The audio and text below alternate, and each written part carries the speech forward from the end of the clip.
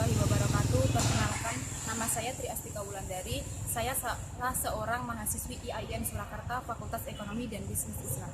Saat ini saya sedang berada pada semester 2 jurusan Perbankan Syariah. Di sini saya akan membuat gerakan anti plagiarisme khususnya untuk para pelajar. Nah, kita cari yuk subjek bantuan kita kali ini. Assalamualaikum, Mbak. Lagi sibuk apa ini? Ngobrol aja. Kalau saya di sini enggak. Oh iya, Kali dulu saya Tri Astika Wulandari dari Perbankan Syariah. Dina dari FG KPI Semester berapa ini? semester 2. Ini Mbaknya siapa? Tasya, dari KPI. Sekelas kelas. Keren banget ya. Sebelumnya saya mau ngasih tahu dulu nih. Di sini tuh saya mau kenalin tentang plagiarisme pada mbak-mbak ini. Mumpung masih semester 2 ya Mbak ya. Iya. Gini, sebelumnya tahu nggak apa sih itu plagiarisme atau yang sering kita dengar dengan plagiat itu? Tahu sih, tapi belum begitu paham.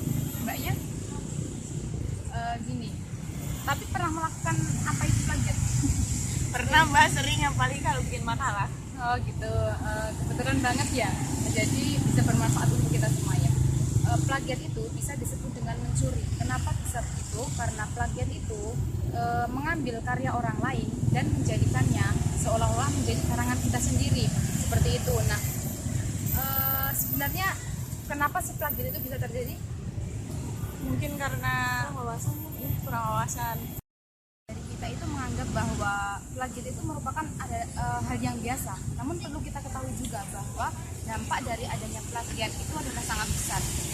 Peraturan Menteri Nomor 17 tahun 2000 berapa ya? 2010 itu juga telah mengatur tentang mahasiswa yang terbukti melakukan plagiat akan dikenakan beberapa sanksi atau hukuman.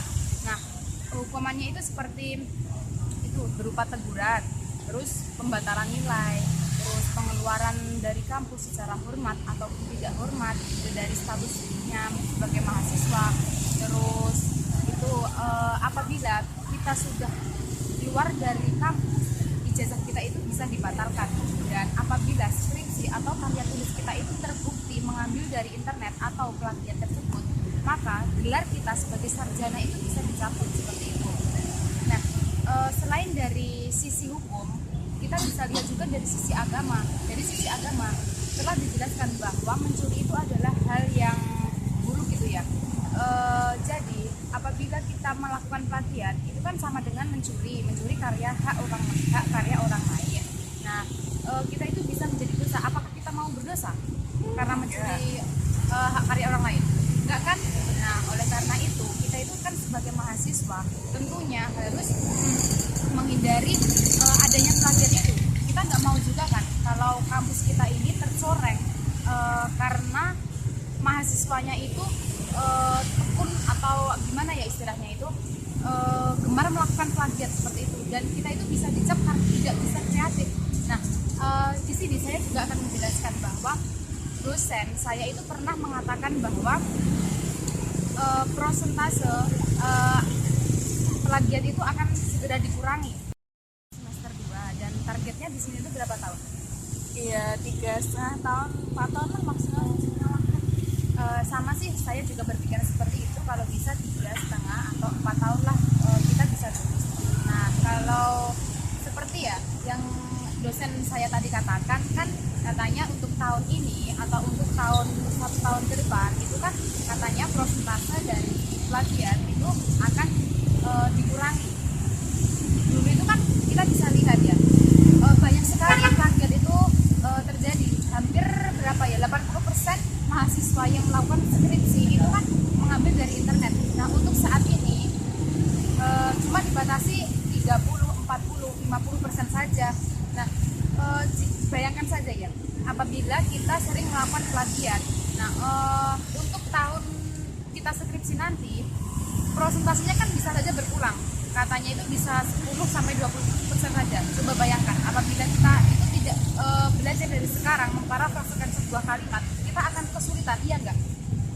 Nah, kalian tahu nggak tips melakukan agar tidak plagiat itu gimana? Tahu nggak? Mungkin dari sekarang banyak membaca. Oh ya, itu harusnya seperti itu. Memang sudah ada banyak perpustakaan, tidak hanya satu atau dua perpustakaan saja ya. Kalau begitu, di perpustakaan itu tentunya tidak hanya sedikit buku yang di sana itu loh. Nah, kita itu bisa mencari referensi yang sesuai dengan materi kita nanti. Itu kita bisa cari di perpustakaan dan kita bisa mencatat pokok-pokoknya di dalam kertas. Pokok-pokoknya saja loh ya, bukan apa ya? Istilahnya itu bukan mengambil dari bukunya itu. Nah, pokok-pokok itu bisa kita parafrasekan dengan bahasa kita sendiri dan mencantumkan sumber yang jelas. Apabila kita mencari di internet juga, kita bisa mengambil intinya saja dan kemudian kita bisa menggunakan bahasa kita sendiri untuk menerjemahkannya seperti itu.